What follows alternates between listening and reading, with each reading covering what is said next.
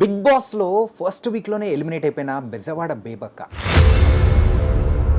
First week లోనే eliminate అయిపోతుందని ఎవరు ఎక్స్పెక్ట్ చేయలేదు. ఎక్స్పెక్ట్ చేయిందే జరుగుతాయి అక్కడ. వెళ్ళగానే మీకు ఒక కిచెన్ డిపార్ట్మెంట్ అది ఇవ్వడం అనేది కూడా కరెక్ట్ అంటారా, రాంగ్ అంటారా?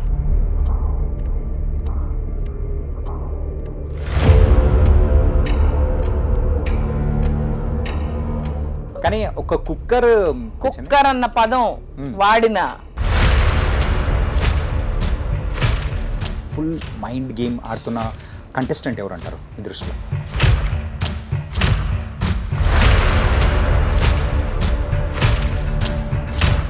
ముగ్గురు బాగా ఈ గ్రూపీజం అనేది కూడా ఇప్పుడు ఉందా? మీరు చూస్తున్నారుగా. అక్కడైతే మీరు అన్నట్టు అందరూ నాటకాలు ఆడుతున్నారు, కానీ బేబక్క మాత్రం నాటకాలు ఆడిందా? ఎవడు చూసాడు లేకపోతే లేదు, నాకు అనవసరం. మీ మాటలు వింటుంటే సో బిగ్ బాస్ గురించి మీరు అంతగా తెలుసుకొని వచ్చినట్టు మాత్రం అనిపించట్లేదు. అక్కడ ఏంటంటే బాగా నాటకాలు, డ్రామాలు చేయాలి. బాగా చిన్న విషయాన్ని కూడా రచ్చరచ్చ చేయాలి, గొడవలు పెట్టాలి, గొడవలకు కారణం అయ్యాలి, గొడవలు ఆపకూడదు. అది గొడవలు ఆపకూడదు, ఇంకా గొడవలు పెంచాలి, అప్పుడే వాళ్ళకి ఇష్టం.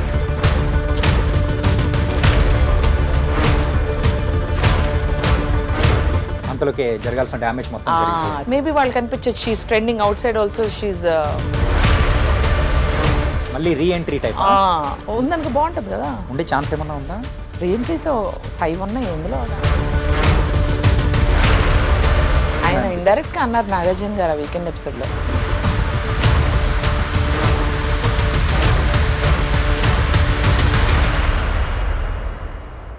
Hi guys, welcome to I dream. నేను మీ చాణక్య. సో బిగ్ బాస్లో ఫస్ట్ వీక్లోనే ఎలిమినేట్ అయిపోయిన బెజవాడ బేబక్క, అసలు ఫ్యాన్స్ కానీ తను ఎంటర్టైన్ చేసిన విధానం కానీ మనమైతే మర్చిపోలేం. అంత తొందరగా వస్తుందని ఎవ్వరు ఎక్స్పెక్ట్ చేయలేదు. మరి ఇప్పుడు మన ముందు బెజవాడ బేబక్క ఉంది, మరి మాట్లాడదాం. హలో బెజవాడ బేబక్క గారు. హాయ్ చాణక్య, ఎలా ఉన్నారు? నేను చాలా బాగున్నా. నేను కూడా అలాగే ఉన్నా, కాకపోతే కొంచెం సాడ్ గా కూడా ఉన్నా. అస్సలు లేదు. హలో, గుండెలోంచి బాధ లేదు లేదు లేదు.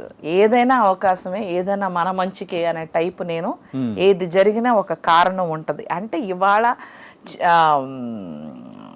ఈరోజు నీతో ఇలా నేను ఇక్కడ ఉండాలి అని రాసుంది కాబట్టి నేను బయటకు వచ్చా.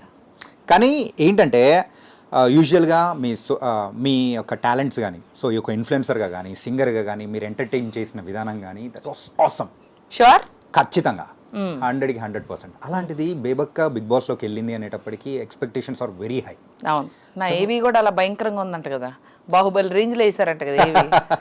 ఆ ఏవి చూసే ఎక్స్పెక్టేషన్ బాగా ఎక్కువ జనాలు పెట్టుకున్నట్టున్నారు మేడం అంట. యా, అలాంటి బేబక్క ఫస్ట్ వీక్ లోనే ఎలిమినేట్ అయిపోతుందని ఎవరు ఎక్స్పెక్ట్ చేయలేదు. ఎక్స్పెక్ట్ చేయిందే జరుగుతాయి అక్కడ. ఎక్స్పెక్ట్ చేయలేదు కాబట్టి నేను బయటకు వచ్చా. కానీ వన్ థింగ్ ఏంటంటే, సో మీరు ఎలా అయితే ఎంత హ్యాపీగా అయితే లోపలికి వెళ్ళారో అండ్ బయటకు వచ్చేటప్పుడు కూడా సేమ్ యాటిట్యూడ్, సేమ్ థింగ్, ఆ హ్యాపీనెస్ అని కానీ అక్కడ స్టార్టింగ్లో ఎలా ఉందో ఎండింగ్లో కూడా అలాగే వచ్చారు. How is it possible? I think life has taught me many things Chanakya. నేను చాలా నేర్చుకుని వచ్చాను. ఇక్కడ వరకు వచ్చానంటే బిగ్ బాస్ అనే షో నన్ను పిలిచి ఒక అవకాశం ఇచ్చారంటే వాళ్ళు ఏదో ఒక క్వాలిటీ చూసుంటారు కదా. She's a strong woman. ఒక షో కానీ, ఒక మనిషి కానీ, ఒక సిచ్యువేషన్ కానీ can not break Bebakka. Yeah, అన్బ్రేకబుల్గా ఉండాలి నేను. I have to be role model for many more women, single women, independent ఉమెన్కి. నేను అందుకని సార్తో, నాగ్ సార్తో అన్న, sir I deserve more time.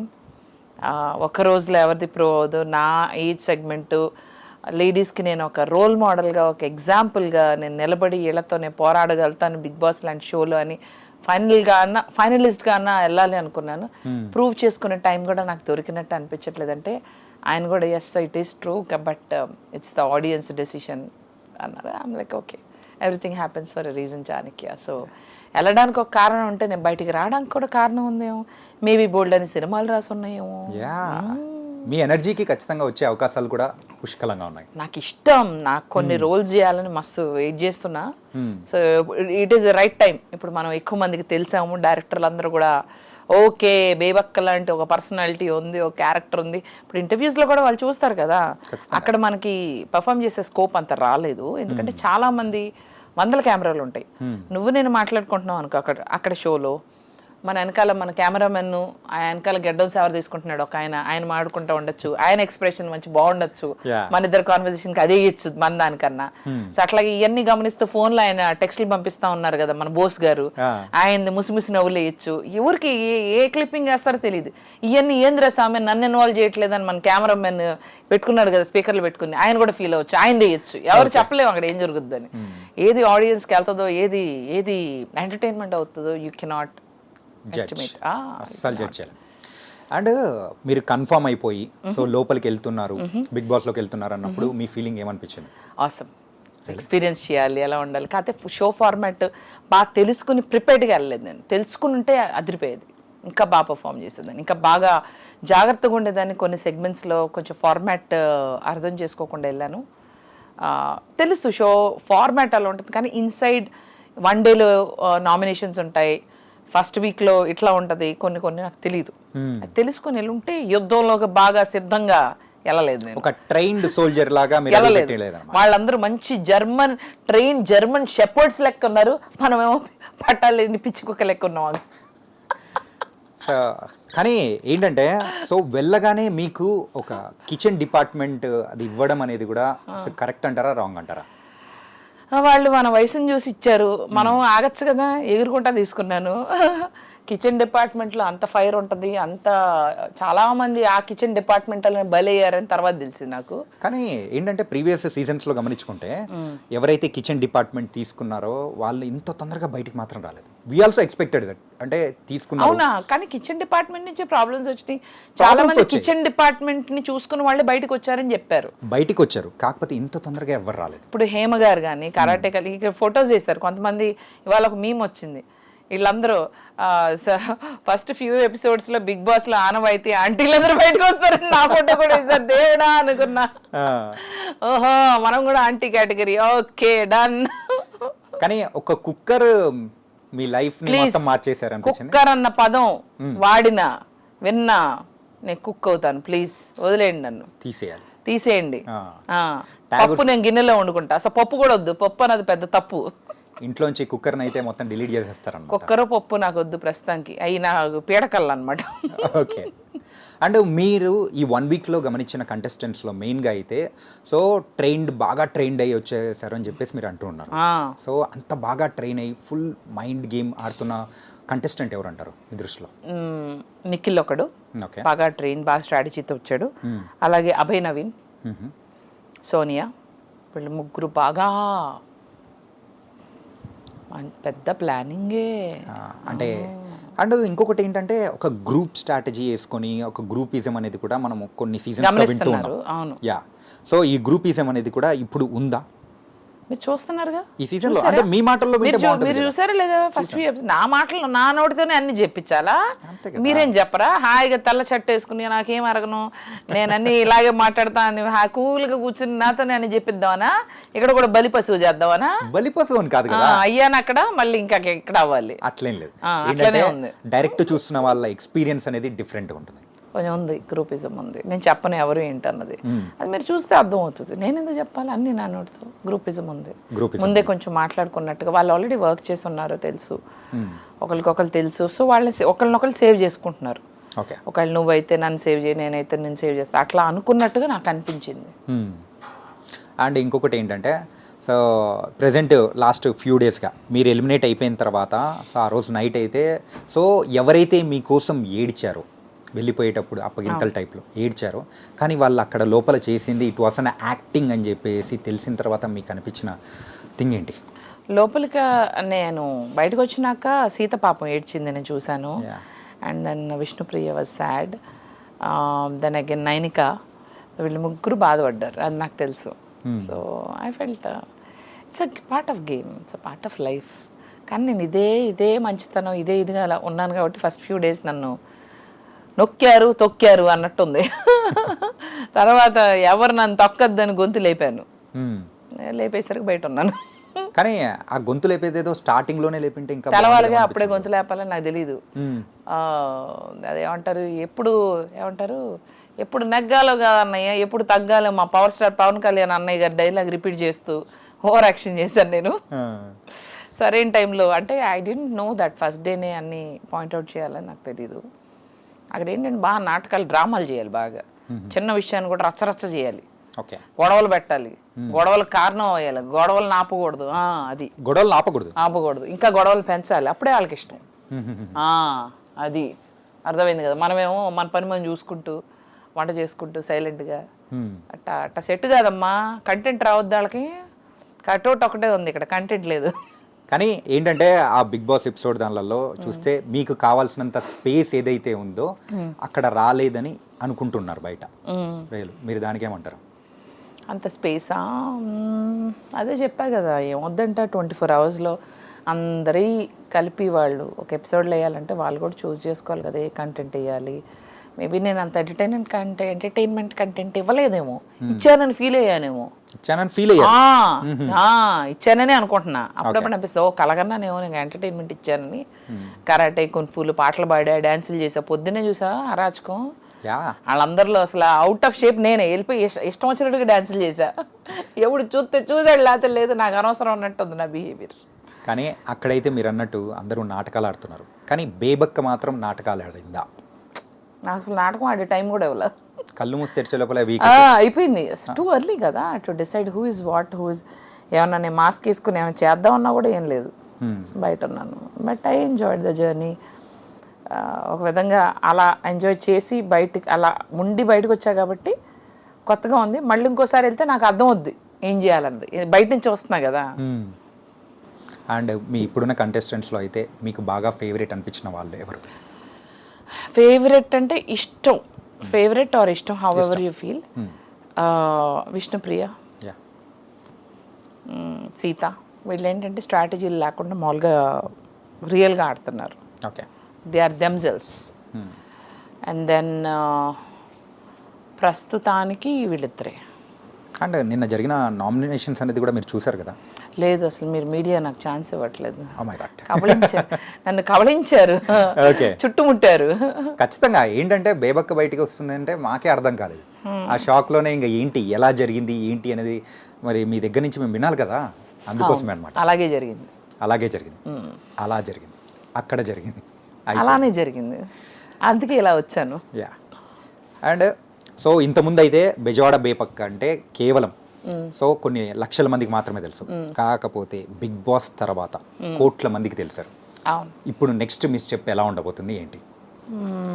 సినిమాలు వస్తున్నాయి, యాడ్స్ వస్తున్నాయి, బ్రాండింగ్స్ అడిగారు, రెబ్బన్ కట్టింగ్లు అడుగుతున్నారు.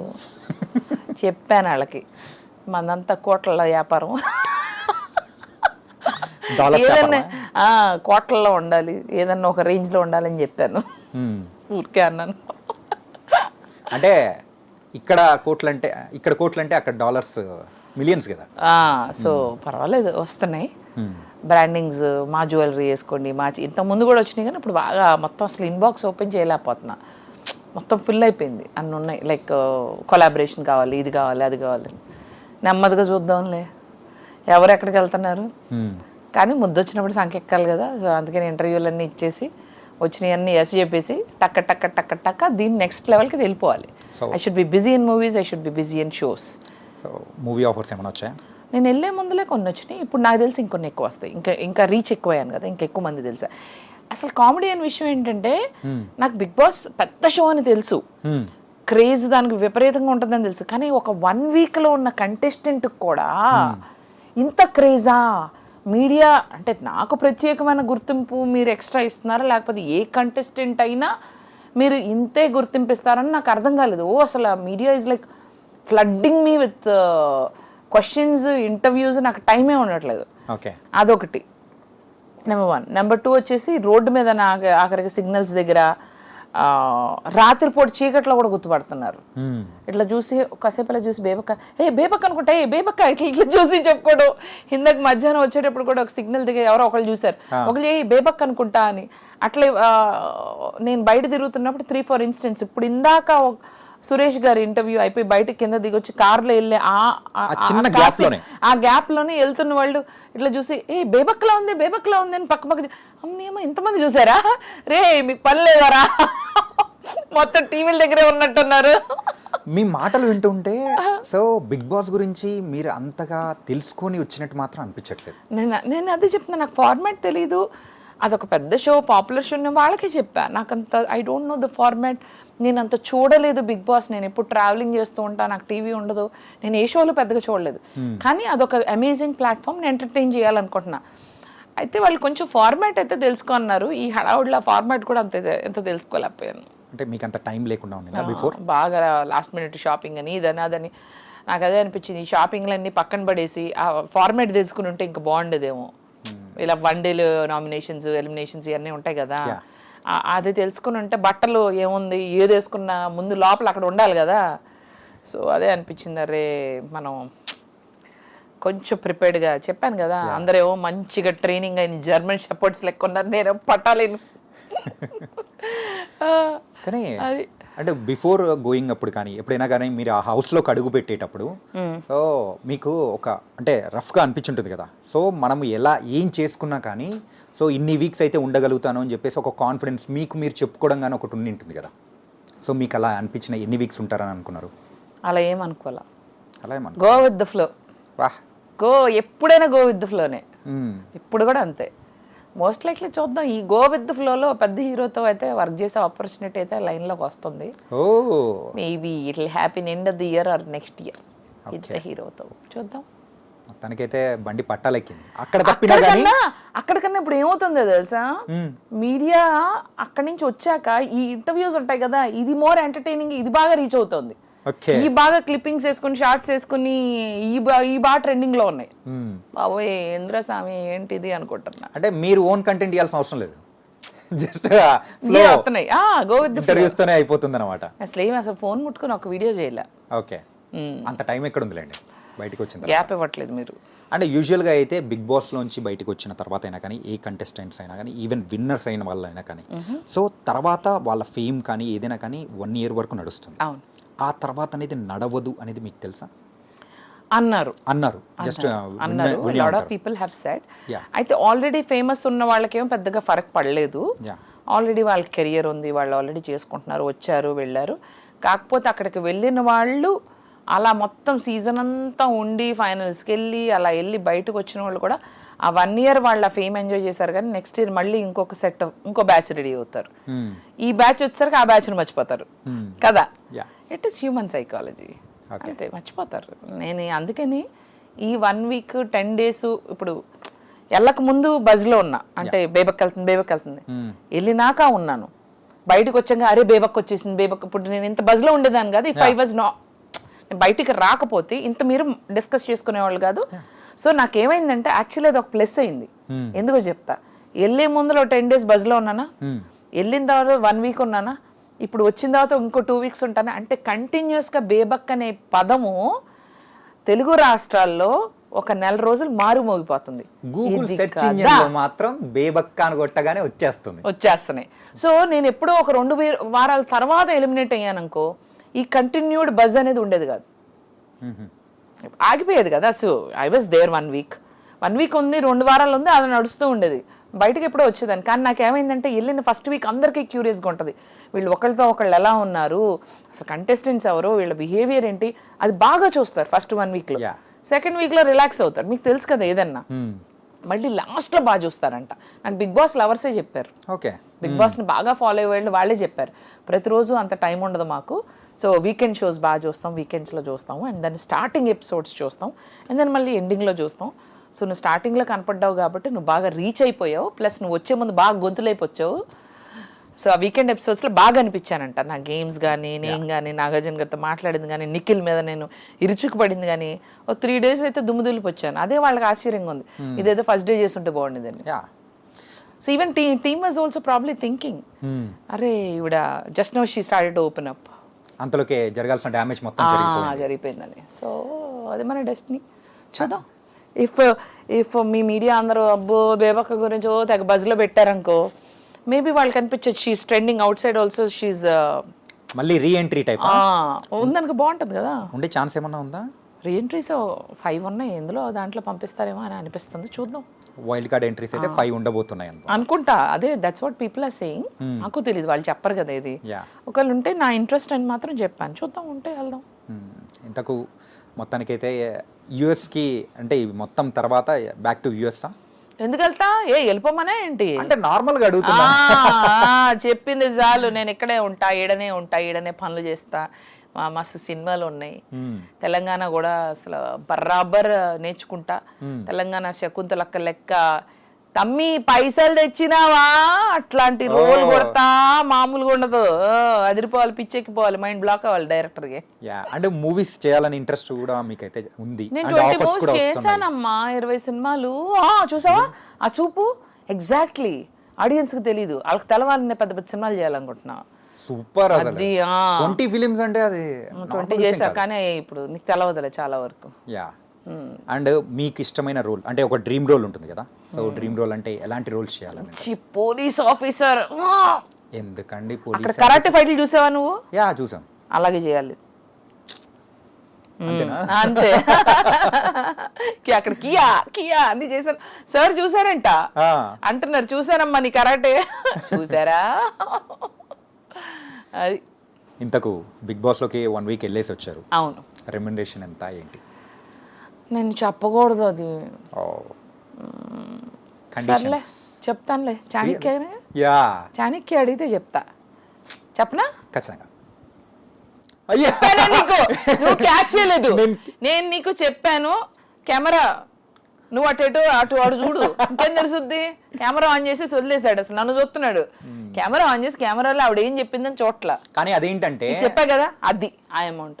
కానీ ఎంత స్మార్ట్ తెలుసా మీరు, అసలు చెప్పానని చెప్పేసి మాట రాకుండా కూడా మీరు చెప్పేశారు. చెప్పా నువ్వే అలా మరి, అందుకనే అన్ని పదిలంగా ఉంచుకోవాలి, ఎప్పుడు అన్ని పని చేస్తూ ఉండాలి 24/7. చెవులు, కళ్ళు, ఒళ్ళు. ఎవరైతే ఇంటర్వ్యూ చూస్తారో వాళ్ళైతే స్లో మోషన్ లో పెట్టుకుని అక్కడ బేబక్ ఎంత చెప్పింది అని పొద్దున వరకు దొల్లుకుని వాళ్ళు ఎత్తుకుంటారు. చిచ్చి ఈవిడంత మోసగత్త అనుకోలేదు. అంటే మీరు చెప్పింది తప్పనా? ఏమో చూడు, నువ్వు తర్వాత వెళ్ళి చూడు, ఎపిసోడ్ చూసుకో. చూడాలి. బిగ్ బాస్ బస్ ఎలా అనిపించింది ఏంటి? బజ్ అంటే బయట, బయటకు వచ్చిన తర్వాత ఫస్ట్ ఇంటర్వ్యూ బయటకు వచ్చి అర్జున్ గారు. అర్జున తను వెరీ స్వీట్, కాకపోతే ఒక బజ్ హోస్ట్గా తను ఇంకా అంటే ఫస్ట్ ఇంటర్వ్యూ నాదే కదా. అంటే అర్జున్ నాకు అనిపించింది, నిజంగానే చెప్తున్నా, మీరు కొంచెం ఎనర్జెటిక్గా ఇంకొంచెం ఉత్సాహంగా చేస్తే బాగుంటుందేమో. ఎందుకంటే మేము ఆల్రెడీ డిప్రెస్డ్గా బయటకు వస్తున్నాం, అంటే బయటకు వచ్చే వాళ్ళనే కదా ఇమీడియట్లీ ఇంటర్వ్యూ చేసేది. సో మీరు ఆ స్పిరిట్ని బయటకు తీసుకురావాలి, కొద్దిగా చియరప్ చేసి కవర్లు చెప్పించి అట్లా ఉంటే బాగుంటుందని నా ఉద్దేశం. ఓకే, అది మొత్తానికైతే. సో అక్కడ బజ్లో మీరు అనుకున్నట్టు ఓపెన్ అవ్వలేదు అనమాట. తను ఓపెన్ అవ్వాల, కొంచెం రిజర్వ్డ్గా ఉండే, తను కొంచెం ఇంకొంచెం బాగా సరదాగా చేస్తే బాగుంటుంది, సీరియస్గా చేసే బదులు యాంకరింగ్ కొద్దిగా ఆన్ లైటర్ నోట్ చేస్తే బాగుంటుందేమో. లైక్ సంథింగ్ లైక్ ఓకే బేబక్క అలా కొంచెం ఫన్గా ఉంటే బాగుంటుందేమో అనిపించింది. మరి అయితే చేయలేదా ఎంటర్టైన్? చేశాను అనుకున్నారా? మేము అదే అనుకున్నాం, మేము కూడా అదే అనుకున్నాం. మీరు చేసే ఉంటారు అని something like that. But he's sweet, he's nice, good looking. But as a host కొంచెం ఆ కామెడీ, కొంచెం ఆ స్పాంటేనియస్గా ఏదన్నా మాట్లాడి గెస్ట్ని చియరప్ చేస్తే బాగుంటుంది అని. లైక్ ఆదిత్య అలా, సారీ చాణక్య అలా అయితే ఇది చేస్తున్నాడు, రైమింగ్లోనే చెప్పా, వేరే పేరు చెప్పలేదు. చాణక్య అలా అయితే చియరప్ చేస్తున్నాడు అట్లా. కానీ ఒకటి ఫ్రాంక్గా నేను బిఫోర్ వెళ్ళే ముందు చెప్పాలనుకున్నా, మా ఫ్యామిలీ వల్ల అయితే మీరు బయటికి రావడం అనేది కూడా అస్సలు చాలా బాధపడ్డారు కూడా. మా సిస్టర్ నిజంగా, మా సిస్టర్ అయితే చెప్పిందనమాట, అరే బేబక్క బయటకు వచ్చేసిందిరా అంటే ఏమైంది ఏంటి అని చెప్పేసానంటే ఎలిమినేట్ అయిపోయిందిరా అనేటప్పటికి అరే సో కారణం కూడా లేదు పెద్దగా, అదే పెద్దగా కారణం కూడా లేదు. ఏమన్నా అంటే మీకు ఇష్టం లేని పదం ఒకటి చెప్పింది, అదే కుక్కర్ వల్ల అని చెప్పేసి అనేటప్పటికి నేను ఫాలో అవుతున్నా కాబట్టి అర్థమైపోయి, so some times it happens. ఆయన ఇండైరెక్ట్ గా అన్నారు నాగార్జున గారు ఆ వీకెండ్ ఎపిసోడ్ లో, ఆ కుక్కరే నీ కొంపం వచ్చినట్టు ఉందిగా కుక్కర్ అని. అది సో మొత్తానికైతే మన బిగ్ బాస్ సంగతులు కానీ 1 వీక్లో మీరు అనిపించింది మీరు చేసి వచ్చారు, ఒక రియల్ ఫేస్, మీకంటూ మాస్క్ ఏం వేసుకోలేదన్నమాట నిరూపించేశారనమాట. అండ్ బయటికి వచ్చిన తర్వాత మీకు బోల్డ్ అనే ఆఫర్స్ రావాలని కూడా మనస్ఫూర్తిగా కోరుకుంటాను. Thank you. మాస్కే వేసుకోలేదు, నేనుగా ఉన్న ఒక నెగిటివ్ ఇమేజ్తో అయితే నేను బయటికి రాలేదు Chanakya. Yeah, so I'm happy for that. చాలామంది కొంతమంది అయితే నెగిటివిటీతో బయటకు వస్తారంటే నేను పాజిటివ్గా బయటకు వచ్చా. ఇంకా ప్రజల అభిమానం పెరిగింది, నాకు ఇంకా ఫాలోవర్స్ పెరుగుతున్నారు. ఖచ్చితంగా. Happy and thankful to big boss also. తొందరలో మిలియన్ కూడా కొట్టాలని కోరుకుంటున్నాను. Thank you. And thank you, I Dream, for interviewing me. And thank you, Chanakya. Thank you Nice to so meet much. you. Keep watching I Dream. Yeah, super. So guys, అది మన Bezawada బేబక్క eliminate అయిపోయిన తర్వాత కూడా అదే ఎనర్జీతోనే ఉన్నారు. So అలాగే మనం encourage చేద్దాం. మరో ఇంటర్వ్యూతో మళ్ళీ కలుద్దాం. అంతవరకు take care. This is your Chanakya. See you.